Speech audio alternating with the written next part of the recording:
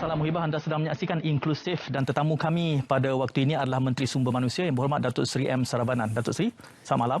Selamat malam. Terima kasih kerana hadir. Salam sejahtera Tuan Syed. Terima kasih kerana hadir ke Inklusif. Soalan yang hangat untuk minggu ini berkait tentang kenyataan dikeluarkan oleh Duta Indonesia. Penangguhan, postponement MOU Malaysia-Indonesia ini. Sehingga ada yang menyarankan agar Perdana Menteri turut masuk campur. Apa isu sebenar di belakang tabir, Datuk Seri? Saya lihat kita dah sampai satu tahap yang di mana segala permintaan daripada pihak Jakarta telah pun diselesaikan. Dua isu pertama yang telah dibangkitkan di peringkat awal adalah satu mengenai one mate one task, di mana Jakarta telah mencadangkan seorang mate pekerja domestik hanya boleh buat sesuatu kerja tertentu. Okay.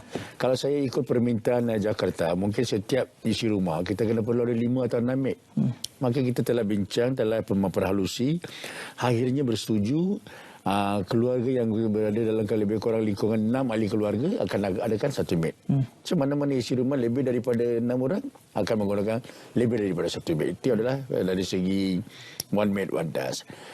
Kedua, mereka telah bangkitkan isu gaji minimum 1,500. Saya telah membangkitkan isu perundangan di mana gaji minimum di Malaysia hanya 1,200 buat masa ini. Saya tidak boleh bayar lebih daripada 1,200, tetapi mereka telah cuba banding dengan gaji yang diperolehi made Filipino, lebih kurang 1,600. Tetapi perbezaan adalah made Filipino tiada sebarang MOU di antara Malaysia dengan Filipino, tetapi dengan Jakarta kita memang ada MOU. Dan akhirnya kita bersetuju di mana daripada menggunakan perkataan gaji minimum, kita kata gaji permulaan, gaji bermula daripada 1,200 terpulang kepada pihak majikan sekiranya mereka nak bayar lebih. Selain daripada itu, isu ketiga yang telah dibangkitkan adalah mengenai menggunakan portal yang sedia ada, made online, di mana ketiga-tiga ini telah dipersetujui. Dan saya rasa MOU pun telah dipanjangkan kepada pihak Peguam Negara dan Wisma untuk memperhalusi, dan saya sudah dapat maklum balas daripada kedua-dua agensi berkaitan. Dan hari ini saya dimaklumkan oleh Ahmad Berhormat Perdana Menteri bahawa yang di-Pertuan Agong sendiri telah membangkitkan mengenai isu ini, dan yang Berhormat dan Jabatan Jemaah Menteri telah mengarahkan saya supaya mempercepatkan MOU. Maka saya telah memaklumkan kepada rakan seperjuangan saya di Jakarta bahawa Jemaah Menteri telah suara telah bersetuju untuk meneruskan MOU.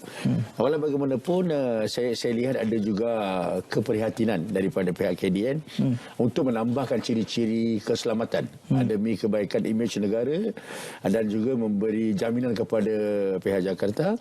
Pihak KDN akan memperkenalkan beberapa ciri-ciri keselamatan, tetapi itu tidak akan masuk dalam MOU. Ini adalah usaha tambahan untuk menunjukkan keikhlasan kita melalui KDN. Okey. Jadi ada jangkaannya bila MOU ini akan dimaterai selepas isu-isu ini dapat ditangani? Saya tak mengikut pendirian kita, semuanya sudah diselesai. Kita akan panjangkan kepada pihak Jakarta supaya mereka memilih tarikh yang sesuai. Okey. Datuk Seri, kenyataan dikeluarkan bahawa kemasukan 10,000 dalam bulan Februari untuk menangani masalah kekurangan buruh. Tapi jumlah ini sebenarnya terlalu kecil berbandingkan keperluan semasa. Apa solusi jangka panjang? Saya telah, ini adalah kebetulannya cadangan ataupun pandangan daripada Kuala Lumpur, di mana apabila saya bincang dengan Ibu Ida menyatakan walaupun mereka minta gaji 1,500, saya syorkan kita gunakan perkataan bermula daripada 1,200, mungkin majikan akan sanggup bayar 1,500. Cuma Ibu Ida nak yakinkan pihak Jakarta mereka nak mula dengan pilot project. Ini bukanlah keperluan semasa. Keperluan semasa kita perlukan lebih kurang 30,000. Tetapi untuk permulaan, kita bermula untuk menunjukkan keikhlasan kita. Yang penting hari ini, bukan saja ada juga baru-baru ni seorang ahli parlimen telah menasihatkan saya supaya saya memberi keutamaan kepada pekerja perladangan dan sektor-sektor lain daripada fokus lebih kepada domestic helper ataupun pembantu domestik. Kebetulannya bukanlah saya semata-matanya nak kerja untuk menandatangani MOU untuk domestic helper. Kebetulannya pihak Jakarta telah mensyaratkan supaya MOU ini ditandatangani sebelum pekerja-pekerja sektor lain dibawa masuk ke dalam negara. Ini adalah syarat yang ditetapkan oleh pihak Jakarta, maka saya perlu memperhalusi MOU ni. Kembali kepada soalan asal, memang tak cukup 10,000, tetapi ini akan menjadi percubaan. Sebab sebelum ni kita ada isu isu Akta 446 dan sebagainya, tidak ada. Ini satu titik permulaan baru. Kata kita lihat MOU ini telah pun tamat tempoh pada 2016. Daripada 2016 sehingga hari ini kita tidak memperbarui MOU. Maka kita akan mula dengan MOU baru dengan 10,000 sebagai percubaan. Okey.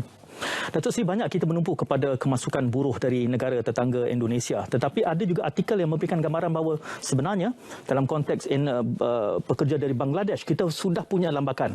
Sehingga kan Transparency International mengaitkan adanya kartel dalam urusan ini.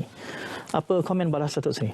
Saya tak lihat di manakah kartel ni. Kalau kita lihat keikhlasan kita. Yang pertama kita kena faham, sektor perladangan memang mereka lebih selesa dengan pekerja daripada Bangladesh, daripada Indonesia, bukan Bangladesh. Sektor-sektor lain seperti pembinaan, pertanian dan sebagainya, mereka lebih selesa dengan Bangladesh. Tetapi saya lihat, kita tidak menandatangani sebarang perjanjian baru, MOU baru dengan Bangladesh. Kita cuma memperbaharui MOU yang sedia ada, sebab kita tak sempat nak untuk merancang sebarang MOU baru. Kalau memperbaharui MOU lama, dia hanya sebut 10 ejen sahaja. Tetapi kita telah mengambil inisiatif berbincang dengan pihak Bangladesh sehingga melanjutkan atau menambahkan agensi daripada 10 ke 275. Di mana 25 main agent, 250 sub agent keseluruhan. So saya tidak lihat mana diletaknya kartel tu. Yang kedua, senarai ini dibekalkan oleh pihak Bangladesh, bukan Malaysia yang menentukan. Walaupun Malaysia akan menilai daripada senarai yang dibekalkan oleh pihak Bangladesh, kita menilai dan meneliti dan memilih yang terbaik. Itu je usaha kita. Kenyataan yang dikeluarkan oleh FMM berkait tentang hal yang sama. Dalam satu majlis disebutkan bahawa kita memerlukan satu sistem, saya petik, yang boleh dipercayai, konsisten dan telus. Ini merupakan kritik kepada Kementerian Sumber Manusia? Saya kurang pasti sama ada kita sedar atau tidak sistem yang sedia ada. Sistem yang sedia ada, saya harap FMM mengkajilah apa yang saya sebut. Sistem yang sedia ada di KDN sekarang. Kementerian Sumber Manusia tiada sebarang sistem. Kita cuma kongsi sistem yang sedia ada di pihak KDN untuk melaksanakan tanggungjawab. Dan sistem yang sedia ada ni telah menerima anugerah terbaik. Anugerah terbaik melalui United Nations bahawa inilah satu sistem yang terbaik di dunia. So apa lagi sistem perlu kita perlukan? Diiktiraf di arena antarabangsa. Ada juga pertanyaan ini digambarkan bahawa sistem kuota apakah masih dilaksanakan dalam konteks kemasukan buruh ke negara kita?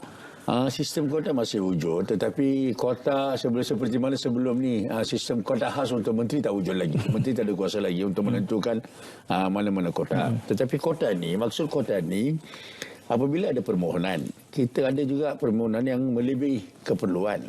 Saya tak nak Malaysia jadi tempat dumping ground pekerja asing. Saya kena mengawal keadaan supaya peluang-peluang ini diberikan kepada warga tempatan. Walaupun saya lihat, walaupun saya dah delay atau tarik sampai setahun, tetapi warga tempatan tidak menunjuk minat untuk bekerja di sektor-sektor 3D. Lepas tu ada juga cadangan daripada orang-orang yang lebih cerdik daripada kita. Dia kata kalau menambahkan gaji, meninggikan gaji, mungkin mereka akan tunjuk minat.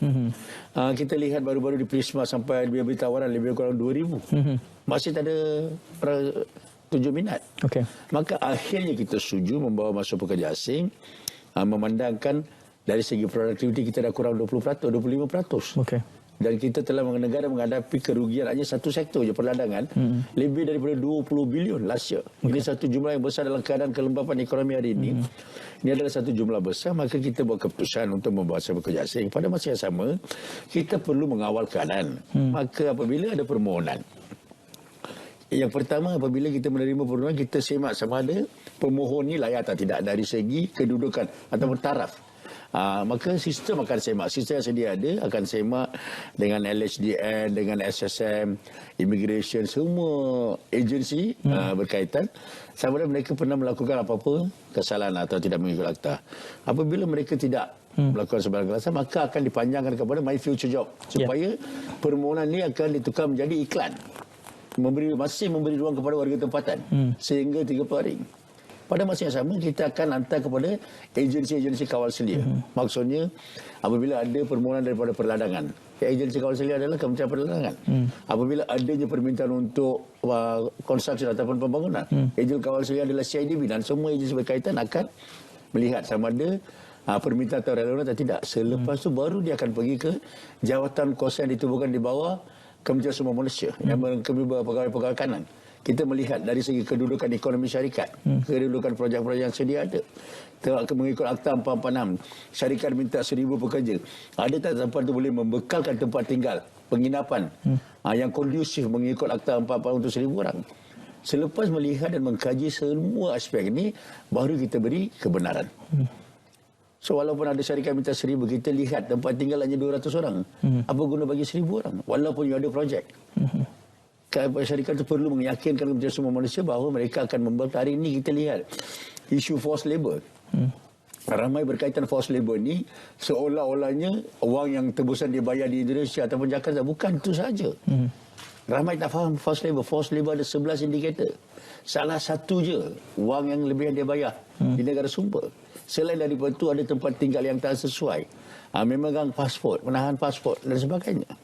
Ini semua akan menjadi punca forced labour, gaji tak bayar on time. So maka kita melihat semua aspek ini baru kita membenarkan kelulusan kota sebenar untuk syarikat tersebut.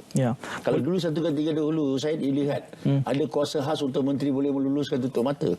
Kalau itu mungkin boleh ada unsur-unsur buruh paksa dan sebagainya. Boleh kita katakan bahawa dalam konteks kuota ini yang harus dilihat adalah kepada kapasiti dan keperluan sektor. Itu jawapannya. Datuk Seri ada menyebut sedikit tentang penyesuaian dan juga buruh tempatan. Istilah yang digunakan sebelum ini rekalibrasi. Bagaimana perkembangannya dan kelihatannya seperti buruh tempatan tidak berminat walaupun digambarkan tadi 2,000 ditawarkan. Tadi kalau kita lihat walaupun kita tengok sektor-sektor seperti ini, gaji hari ini bukan murah lagi. Ramai berpendapat membawa masuk pekerja asing adalah murah. Kebetulannya tidak sama sekali, sebab kita lihat contohnya kedai-kedai makanan. Pekerja asing masuk gaji 1,200. Lepas tu overtime dan macam-macam dah sampai 1,200 hingga 2,000. Tempat tinggal. Lepas tu penginapan. Lebih kurang majikan belanja sebanyak RM3,000 untuk setiap pekerja asing. So maka membawa masuk pekerja asing bukan lagi murah seperti sebelum ini. Sebab tu hari ini saya lihat Prisma, Persatuan Restoran India Muslim, sanggup memberi tawaran sehingga 2,000. Masih tak ada orang yang menunjukkan minat. Mengenai legalisasi ini, legalisasi ada ramai salah faham. Legalisasi ini satu program yang dicadangkan oleh pihak immigration di mana dalam keadaan COVID-19 ramai syarikat gulung tikar. Pekerja asing ini masuk ke dalam negara sebagai pekerja yang halal melalui dokumen-dokumen yang sah. Apabila syarikat ini tidak dapat beroperasi, meneruskan operasi, mereka gulung tikar, pekerja yang masuk secara sah ini menjadi illegal, pekerja tanpa dokumen sebab majikan tutup gulung tikar. Maka KDN mencadangkan daripada antara mereka, sebab kita memandangkan semua sempadan ditutup, membenarkan mereka terus bekerja di negara ini dan menukar majikan ke syarikat lain. Ini tidak membenarkan pekerja asing tanpa izin masuk dan dapat peluang rekalibrasi. Ramai salah faham di konsep ini. Mereka ingat semua parti-parti yang ada dalam negara boleh dihalalkan. Sama sekali tidak. Ini mereka yang datang ke negara dengan dokumen yang sah, hilang peluang pekerjaan sebab majikan gulung tikar, dia boleh dipindahkan sektor-sektor lain. Kegusaran umumnya pada waktu ini adalah dengan peningkatan pandemik Omicron. Ini memberikan kesan kepada proses kita ingin mengembalikan tenaga buruh asing ke negara kita. Kita lihat ni adalah satu keadaan yang cukup luar biasa. Pihak kerajaan khususnya KKM begitu sensitif dengan cara kita memerangi Omicron.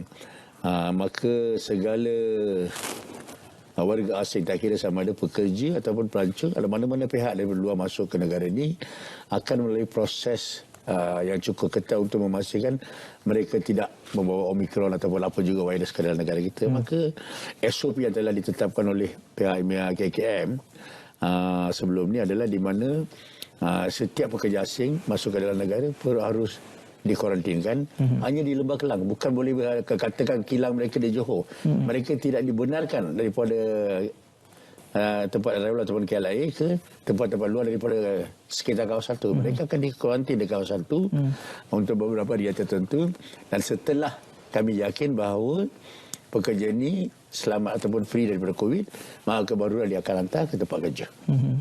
Datuk Seri, terima kasih 20 minit yang sangat berharga bersama kami dalam Inklusif. Mudah-mudahan ada kesempatan berjumpa lagi, dan terima kasih kepada semua penonton. Jumpa lagi dalam kesempatan akan datang, insyaAllah. Assalamualaikum, salam muhibah.